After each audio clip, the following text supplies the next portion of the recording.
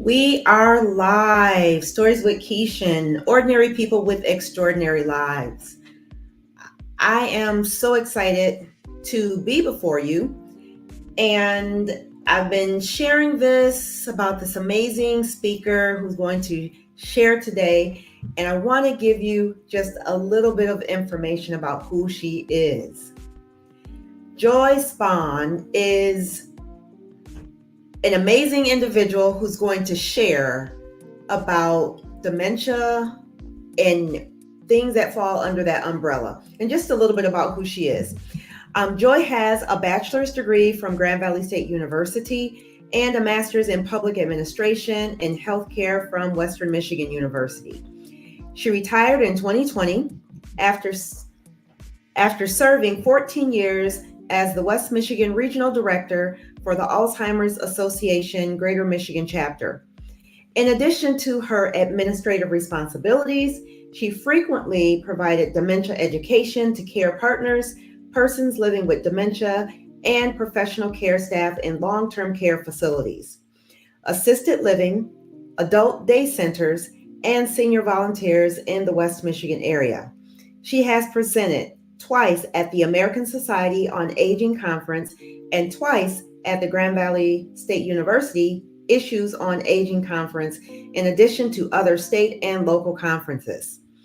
Before joining the Alzheimer's Association in 2006, her experiences included directing 2 research-based memory care centers, clinical director for outpatient services for older adults with chronic mental illness and dementia, and director of a local adult day center. She is a past chair of the Michigan Adult Day Services Association and chaired the association's only training program for adult day program assistants. Her volunteer work includes advisory board member for the Michigan State University Center for Contextual Factors in Alzheimer's Disease for the Latino community, advisory board member for Grand Rapids Senior Neighbors, AARP volunteer, co-facilitator for Dementia Minds support group for persons living with dementia, master trainer for the International Dementia Friends program, co-founder of the West Michigan Men's Shed, and a recipient of the 16 over 60 Award for Community Leadership. And she is an amazing grandmother to 3 amazing individuals who she loves very much. So without further delay and further ado, let's welcome to the broadcast Joy Spahn. Hi, everyone. Hi, Joy. Thank you for having me. You know what? Thank you for saying yes. Oh, my pleasure. My pleasure. And we sort of talked about this a little bit ago, and I'm so glad that we were actually able to bring it to fruition and for you to come and share your expertise in this space of dementia. And I know quite a few individuals who are in the sandwich generation. So we're the ones who, have parents to care for, maybe little ones in some capacity, whether there are children or grandchildren who we care for. And so I know and have experience of loved ones who have been either diagnosed or had dementia. So I actually had the pleasure of hearing you share about dementia. It must have been about a month or so ago. And I knew you were in that space, but to actually hear about it just really brought things home for me. So if you can just share a little bit about your experience with dementia, and specifically, I want to talk about Betty. When I talked about you coming on the broadcast, I shared that, people can live with dementia and still function. So from that perspective, in that venue where you were presenting, just share a little bit about your perspective as it relates to dementia. Oh, sure. Well, actually, people can live very well with dementia, and to maybe even just back up just a little bit to help people understand it. Dementia there's no really disease called dementia. It's an umbrella term that describes a group of symptoms. And those symptoms can be caused by a variety of things. As far as I know, there's over 200 of those kinds of things that can cause dementia. Alzheimer's disease is one of those causes. So there's an actual disease process that affects the brain. But there are other kinds of things that can cause dementia, like vascular dementia, where the blood vessels in the brain. Most people have heard of TIAs or mini strokes and that kind of a condition. So basically, what that does is that deprives the brain of blood flow. So there's some cognitive changes related to that. There's other kinds of causes, things like Lewy body dementia or frontal temporal dementia. So basically, what these things do is they cause problems in the brain that cause the brain cells to die. And as those brain cells are damaged and die, it interferes with the person's ability to think and reason and remember things, all those kinds of things. So dementia is really more than just forgetfulness. It has to do with how it affects the way you think, how you process information, how you problem solve, how you communicate. All of those kinds of things. People can have difficulties with word finding. People can have difficulties understanding language. Sometimes we have a tendency to talk too fast, and that can be a real challenge for folks as their condition changes. So, but when most people think of someone with dementia, they think about it in the later stages, when it's obvious that a person is requiring a fair amount of consistent. Most people's brains go to, being in the nursing home, or someone that's in the later stages of that. And it actually can take about, up to 20 years to get to that point. I've known folks that have been living with dementia for easily 10, 15 years. And the type of dementia sometimes can dictate how quickly that progression occurs. So, for example, someone that might be having a dementia related to a vascular dementia, that has a tendency to be more like in little stair steps or big stair steps, because it depends on how much damage is being caused by those strokes. Something like an Alzheimer's disease is more of an insidious, and most causes of dementia are about 60 to 70% are Alzheimer's disease, but you can have more than one cause of dementia going on at the same time. So as those things progress, what happens is the person needs to start to relate and to interact with other people a little bit differently than they used to, but that doesn't mean they can't lead full, wonderful lives. But things do change. And a lot of times I've had folks that'll tell me, well, my person just says there's nothing wrong with them, or they're denying that they have any problem. And they think that if they just try hard enough or work a little harder at it, that they can improve that. And that's just not the case. Actually, when someone loses that insight, now you mentioned Betty, and Betty's situation's a little bit different. She has a Lewy body dementia, which often doesn't impact memory and things like that initially or early on, like an Alzheimer's type dementia. So that lack of insight and that understanding that there are changes going on is actually part of the disease. So it's not intentional, it's not deliberate, it's not for lack of trying. They just don't have that insight. Okay. So let's talk about it. You said that when people start to take notice, it may have been, years in the making. Mm-hmm. So what would be some signs or indicators that people, because if I look at, my age or people that mm-hmm. are my age, there very well could be signs, but why would somebody go get tested, and what does testing look like? Sure. Actually, the youngest person that I know that was diagnosed was 48. She's someone that's in one of the groups that I've to help facilitate. But one of the tricky things about dementia, particularly with the younger person, because we often think of it as an old person's disease. And so sometimes it's harder to get a diagnosis because that's not the first thing, physicians look at when they notice that someone might be starting to have problems.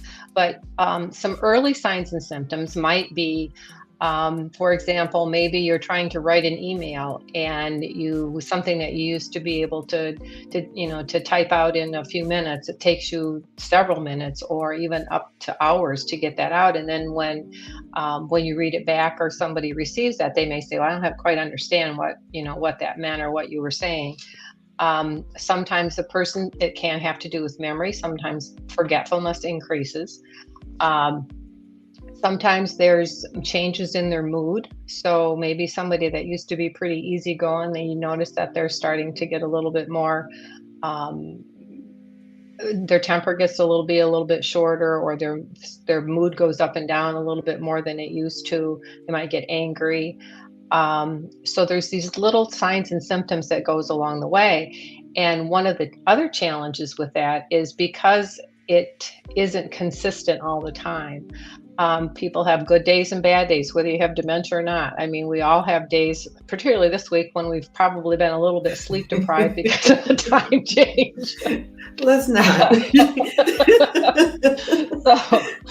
So think about that. So yeah, I mean, you have good days and bad days depending on your sleep, depending on what's going on in your family, depending on what's going on in your work life. All those kinds of things impact us. And so someone with dementia isn't any different. You still have those good days and bad days, and that makes it even more challenging than when you're trying to look at how to get a diagnosis, because it's easy to second guess yourself. And because you think, well, maybe I had a bad day and I just wasn't thinking very clearly that day. But what happens is those days get closer and closer together and the symptoms become more and more apparent. So to get a diagnosis, you start with your doctor. And oftentimes what will happen is physicians will give you what technically is a screen, a dementia screen. And it's when they ask you what the day and the date and who the president is and those kinds of things. That test is called the Folstein Mini-Mental, and that was originally developed as a screening tool. It was never designed to be an assessment tool. So what that means then is if the doctor gives you that quiz or asks you those questions and you don't seem to do very well on that, then the next indication would be you really need to have further testing. So if you've gone to the doctor and that's the only thing that they've done, sometimes you need to push a little bit. Some doctors will automatically make a referral. Other doctors will say, "Oh, you're just getting older, don't worry about it." But it's something to get checked out. I mean, doctors are still learning about dementia too. So, it's got a lot of faces. And I'm glad you said that, because I remember when my mom was initially tested, because my dad had noticed some things about her. And so we had the test where he asked the questions and then you say something backwards or numbers and all of this stuff. So my mom, she's always been pretty sharp. I remember as a child, she would always complete the crossword puzzles, and it just amazed me. I'm like, how do you know this stuff? And she was just always so quick. And so she passed the test, and she had taken it a couple more times. But then I think at some point there was the neurological test or something that I know you and I talked about. So what does that entail versus the other assessment? Okay, so a neuropsychological test is generally what's indicated next. And what that does is it's done by a neuropsychologist, and there's a series of questions and different things like that you answer, and it usually takes about 3 to 4 hours or more. And so it's a whole battery of things. And what it does is it's a more extensive areas, I guess, than what you would think on the mini mental. So because different parts of the brain do different things. And like you said about your mom, she had some pretty strong word skills and that kind of thing. And that's one of the tricky things about the mini mental, is because people that are really smart, or people that are really social, or people that are good at those kinds of things, can pass them, but still show that they have some signs and symptoms of dementia. Where someone that maybe doesn't have very much education, or might be not very good at tests to begin with, all those kinds of things, they may wind up not doing very well on it, but they don't have dementia. So again, it's a screen. So if there's a question about it, then you want to find out more about that.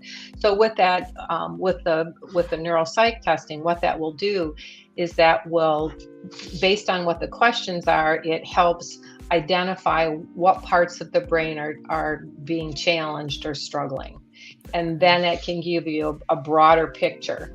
The other test that usually takes place is to have a PET scan, a PET scan of your brain. And what that does is that's able, and there's a dye that's used that gives some contrast. And what that does is that will identify if you've got the biomarkers, the indicators of whether there's damage done, and there's a protein and some other kinds of things that'll kind of light up, and it'll see where some of that damage is, or if a person has had mini strokes and things like that, those kinds of things will show up. So it's kind of the combination of those written tests or those questions and tests, and then the brain imaging that will help narrow down what's causing some of those cognitive problems. So what I heard you say a couple times is mini stroke. Mm-hmm. So when you say mini stroke, is it literally like a mini stroke? Yeah, they'll call TI. They're called trans-ischemic attacks. So there's tons, thousands and thousands of tiny little blood vessels in your brain. That's how the blood gets to the brain cells and nourishes the brain cells, that keeps them oxygenated and that kind of thing. So what happens with the mini stroke is when there's a break in the blood flow. So usually when someone has one or two or something like that, you don't even notice it. I mean, it's not until there's an accumulation of a number of those mini strokes. And most times people don't even know they're having them. Okay. When you have a larger stroke, that's when you start getting things like problems with speech, or maybe depending on where the stroke occurs in your brain, then you might get some of the paralysis sometimes that we see, or the speech problems and that kind of thing. But the mini strokes are just the small blood vessels that rupture. Okay, gotcha. Well, I do want to get into some of the questions, and we're sort of trending in that direction. So I mentioned at the beginning, Betty. Yes. So talk a little bit about that, because she is living with dementia. Yes. She's functioning, but there's has like a support system to help her in this journey. So talk a little bit about her. Sure. Well, Betty was someone, actually, my colleague, Chris, who actually knew Betty. I've met Betty before, and I was there at the conference there, obviously.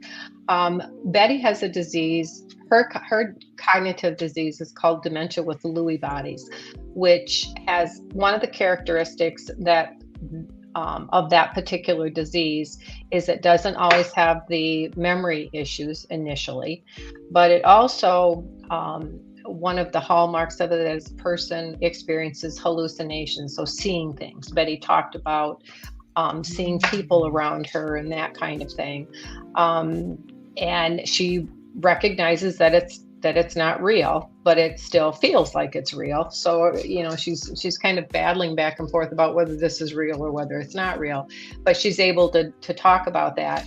And one of the things about Betty is Betty used to be a minister, so she had those strong skills of being able to get up on a pulpit and give a great sermon.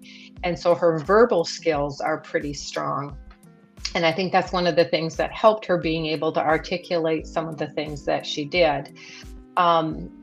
So that's the type of dementia that Betty has, and that's a progressive dementia. All of the dementias are progressive.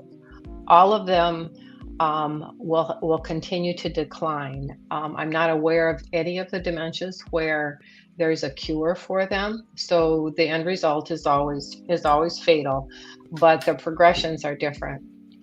Okay. But the support system that Betty had with her husband, and one of the things that we talked about is the value of having a support system, and it's hugely important. Now, I know folks that are living with dementia that don't have spouses or significant others or partners, and so what they've done is tried to as their dementia progresses is to try to establish a support system that's going to help them. So I know some folks that have gone into assisted living already that maybe would be earlier than what you might traditionally think of someone going into assisted living, but they know that at some point when they need that support, then so maybe they might need the support of having someone help them with their medication, or help them with meal preparations and those kinds of things. So as their disease progresses, they have those support systems in place.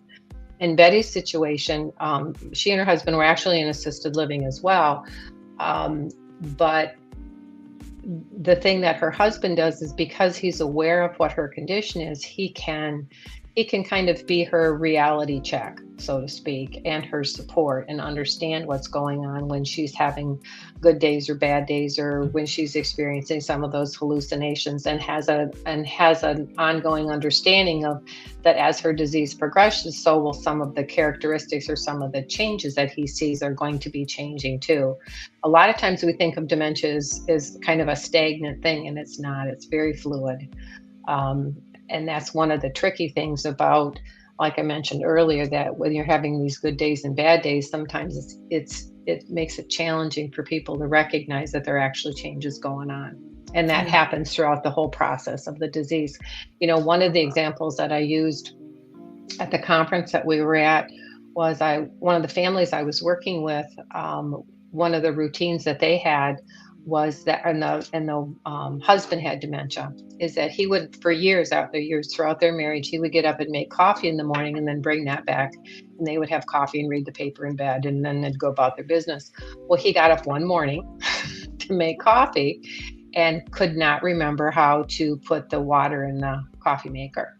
So he wound up picking up the coffee maker and putting the whole thing under the faucet, and it was still plugged in. And some people would say, okay, you're done, you're done making coffee. We're not going to catch the house on fire. But his wife didn't do that, because that wasn't how he was every morning. So on the days that he started having more difficulty doing that, she would get up with him and do things like, depending on what was going on, but she would do things like hand him the carafe and say, why don't you put some water in this? And then they would do that together, because it's important. One of the things that happens frequently is when somebody starts to have difficulty doing something, you pull that task from them. It's like, oh, they can't do that anymore. And you really should make an effort, if you can, not to do that. But rather than removing that, figure out some way that you can help support that person to do something, but maybe in a different way. Yeah. We kind of get stuck in that if we don't do it a certain way the same time every time, that there's something wrong with that. Well, we all do things differently in our households all the time. Right. So rather than removing that from that person, figure out a way to do it differently, so that person can still be included and still be a part of what's going on, and be that support that's under that person, so that they, everyone maintains that need to be needed, that need to be loved, that need to have purpose, all of those kinds of things. And so when you pull things prematurely, it robs a person of their personhood even more than, as much as the dementia does. So people want to stay included. We just have to learn to adapt to it. I always tell folks that, the biggest change that you can make is a change in your attitude, because in your expectation, because if we continually expect people to do things the same way that they used to when they're having changes in their brain going on, that's not going to end well. Yeah. They can't help that. That's like telling someone that's, had their leg cut off, that why can't you just run up the hill, just because you have one leg, do it anyway. It's just that when it comes to things with our brain, it's trickier because you can't see it. Yeah. And when people do things that you don't expect, we don't always know how to respond to that. Makes us uncomfortable. And I'm glad that you said that. Don't just pull it away from them, but figure out how to continue in a different way. I like that. Because I've seen where things have been pulled away and then the person becomes, aggressive or combative, and they're Hmm. vying for who they are. They want to still be valued. They still Absolutely. want to be themselves. And so sometimes in their minds, they could think, well, maybe this is worse than it is. Hmm. And I mean, you just never know Hmm. the thoughts and the impact that it has on the psyche. Hmm. It does. I mean, like I said, everyone needs to be needed and needs to have a purpose, and that doesn't make any difference whether you have dementia or not. Yeah. We all need to have an identity, and we don't need to have that taken away any sooner than's necessary. Yeah. So in terms of what type of support can families give to their loved one, and you talked about doing things differently, not taking things away. And I just go back to Betty when she talked about her children and, who was there. And even the story with the one gentleman who was diagnosed and the grandson wanted to stay with him when the Hmm. family went out. Just, I mean, just the support system versus isolation, it seems like it does that person better. Oh, absolutely.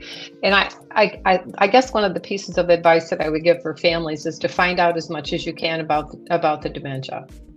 Find out what you can, have try and understand as much as you can about the disease and the progression of it, and what kinds of things may or may not surface. Because we always tell folks, if you've met one person with dementia, you've met one person with dementia. Sometimes we think that when we get that diagnosis that, it's all going to be the same. Well, I mean, think about how many people get cancer, how many people get different kinds of diseases, and they're not, none of them are the same, Right. based on your physical health, based on your medical conditions that you have. All of those things go into play when we're looking at someone that's living with dementia. So all of those things are important. Yeah. Keeping that in mind, and so finding out as much as you can about dementia and what you can do to be supportive. I would also encourage you to have conversations with your person that has dementia, because a lot of times families don't want to have that conversation. They Mm, think that for some reason the person doesn't realize that they're having problems. And mm, again, sometimes there is some lack of understanding or lack of recognition that there are problems. um, but by the same token, it's not a bad thing to have that conversation. um, yeah. it's important to get a diagnosis. One of the things that we talked about too, at the conference, was the importance of getting a diagnosis, because some people say, well, if there's no cure for it, what's the point? And the point is because you generally have a pretty long life to live even after that diagnosis. So it's Yeah. kind of a good idea to know what to do with that. So I would encourage folks to get that diagnosis and to have some conversations, particularly if you've got some things you want to do. Hmm. So if there's some trips you want to make, if you don't have your will and all that kind of stuff taken care of, gives you an opportunity to make some of those end of life plans that you want to have a voice in, because all of us want to have a voice in, how we leave this world. Or I guess what happens to us after we leave this world. But so it's important to be able to do that, to have an opportunity to do that. um, Yeah. and most of the times it just comes down to fear. It's almost like if you don't say anything, then it's not real or it's not Mm, true, and unfortunately that's not how it works. But um, and I think that the more that you have an understanding of what's going on, the better prepared you are to deal with it.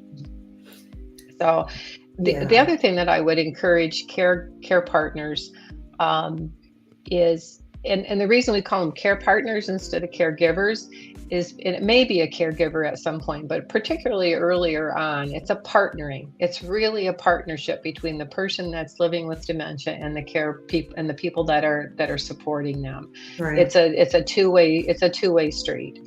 And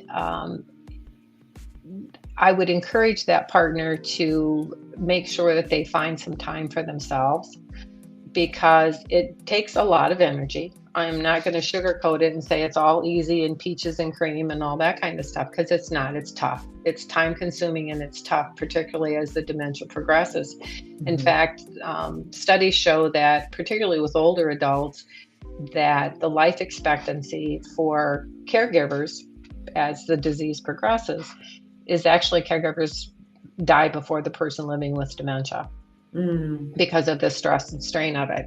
So I always tell folks, think about it like if you're on an airline and the flight attendant tells you to put your, if the oxygen mask dropped, then you need to put that on first before you give it to someone else because you're not helpful if you're passed out on the ground. And um, being a care partner is very much like that because when you're tired and you feel like you don't have anything to do for yourself, Mhm. you get tired, you get cranky, you get resentful, you get all of those things that are pretty normal, and you just need to replenish yourself. So even if Yeah. that means, an hour or two here and there, but whatever works for you, to carve out some time for yourself so that you can get a breather because it's hard work. Yeah. There's no sugarcoating it. It's hard work.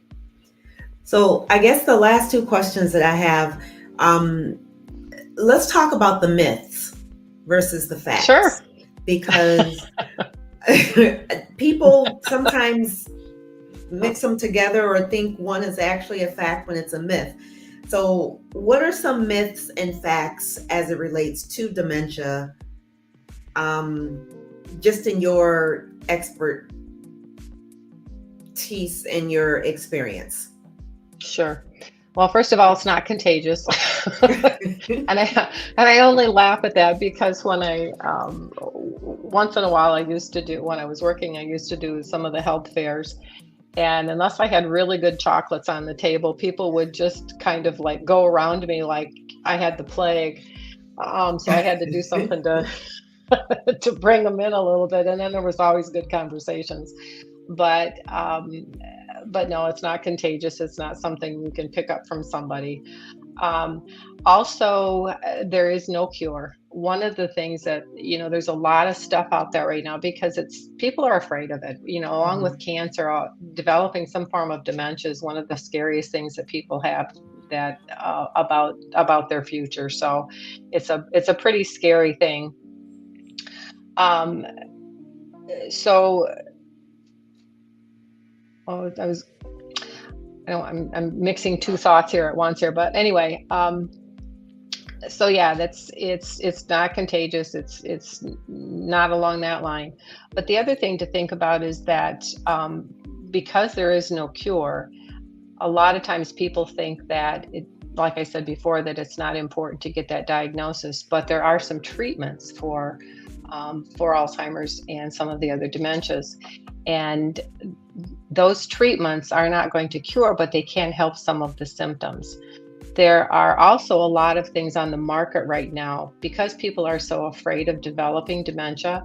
Mhm. There's products that are out there, and people unfortunately have a tendency to prey on folks that have when there's a fear like that about developing something like that.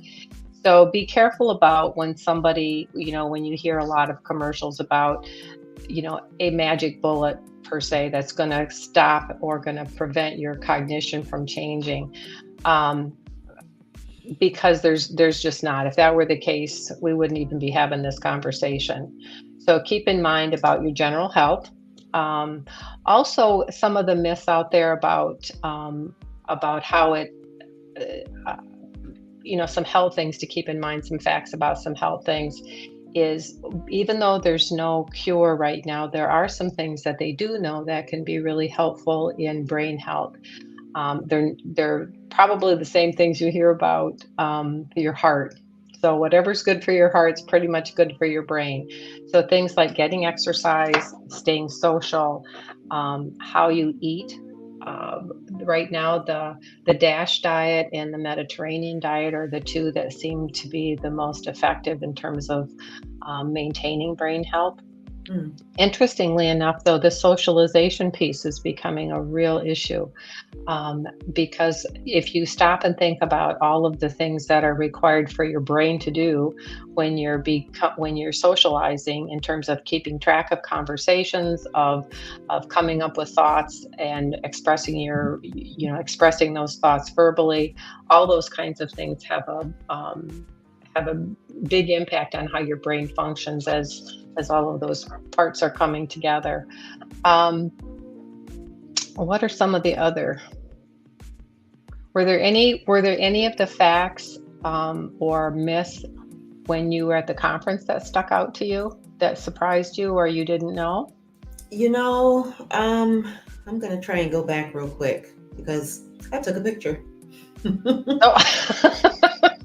I sure did. Okay, so that's the dementia.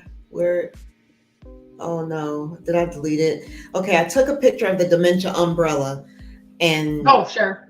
so I saw the Alzheimer's, Lewy body, mixed picture, frontal temporal, Yep, Parkinson's. But I yep. thought I took a picture of the myths too, but apparently I didn't. Okay. Well, age is another myth. I mean, people always think of Alzheimer's disease and these other dementias as impacting just old people, Hmm. and that's a myth. I mentioned the youngest person that I've worked with was diagnosed when she was 48. Um, it's also a myth is that it is an equal player, because it's not. Women have a higher risk than men of developing Alzheimer's disease, and African American and Latinos also have a greater risk of develop. They have about twice the risk of developing Alzheimer's disease than other populations. So, and a lot of that and they speculate has to do with access to healthcare, and treating other types of health conditions that we know have an impact on cognitive health. So, like high blood pressure, diabetes, obesity, all of those kinds of things that the health system tells us is risky for your heart, is also risky for how it impacts your brain. So, I mentioned those mini strokes early on.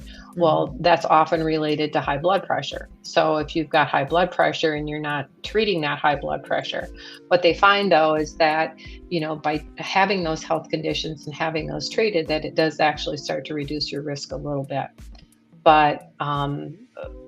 But those are other kinds of myths that we need to look at, in terms of it's not an equal player. It's has a tendency to um, have more incidences of women in the populations that I mentioned, in terms of how it's impacted. You So you said something that it made me chuckle, but I want to just go back to it. You said it's not contagious, but is there a genetic or biological association? there is a genetic relationship, but it's not. Um, it's general. There's a small population that has a genetic mutation that um, that has a higher incidence, but that's not across the general population. So those folks have a tendency, and those are being studied, but it's a very small percentage of the folks that have a strong genetic link, and that's because of that genetic marker on there. But those folks have a tendency to develop the disease much earlier, like in their 30s, 20s, Mm. and 30s, and so that does run in families. Otherwise, not so much. They have found that there's a slight increase in risk, but I haven't heard a number on that. So if say you have parents on both sides, um, that develop Alzheimer's disease, then your risk could be slightly greater than someone that does not have um, that in your family. But particularly having it on both, like if your mom and dad both developed Alzheimer's disease, your risk would be slightly higher than someone that did not have that. Okay. And then I guess to wrap everything up, what are Hmm. some resources that people can tap into or go to learn more about either dementia or the services or resources that are available to someone maybe that they're caring for, their loved one? Sure. The other thing to kind of to add to that, when you mentioned when we talked about the care partners, is another resource for them would be support groups, and I would highly recommend that. And for people living with dementia, I would highly recommend a support group if you can find one.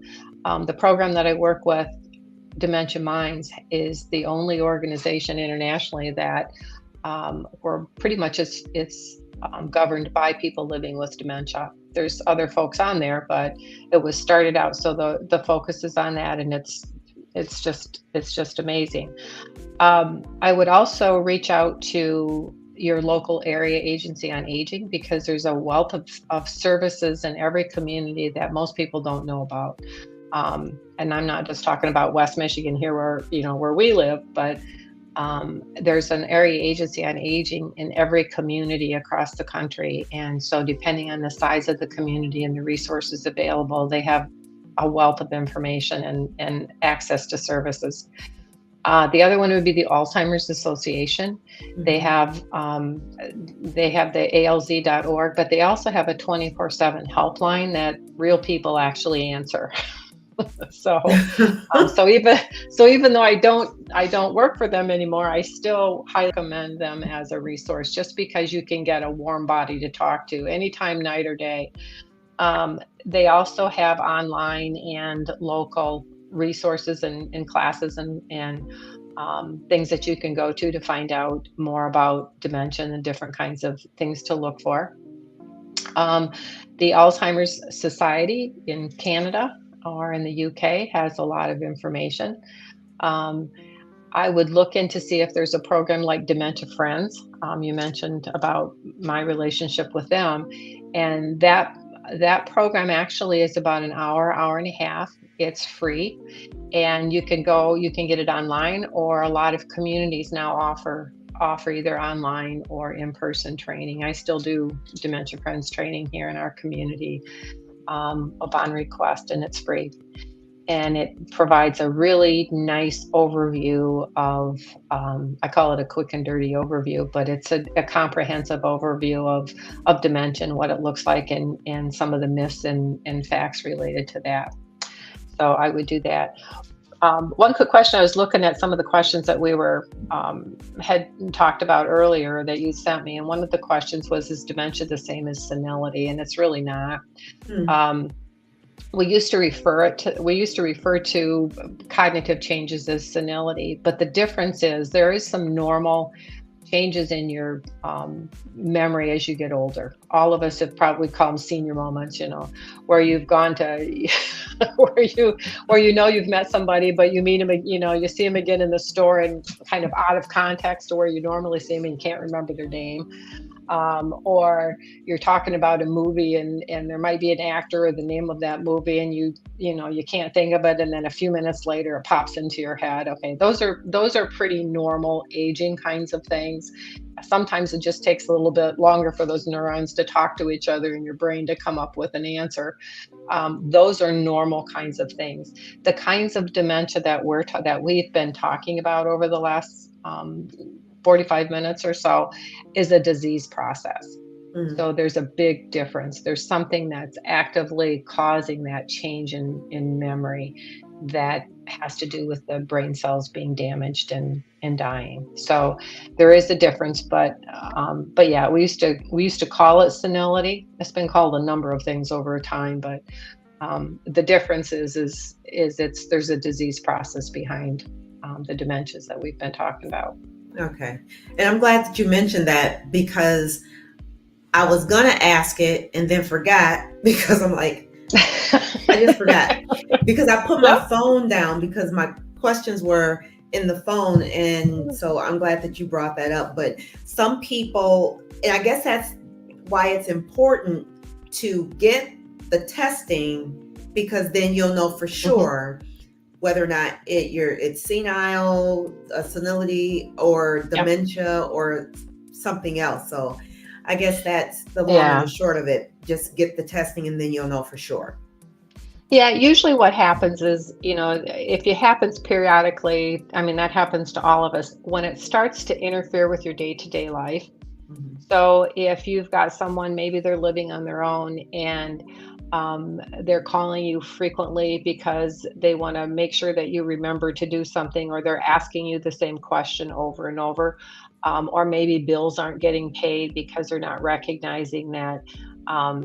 Making the association that, if you're not paying the electric bill, that you're not going to be able to watch your favorite TV program, because that's what can happen.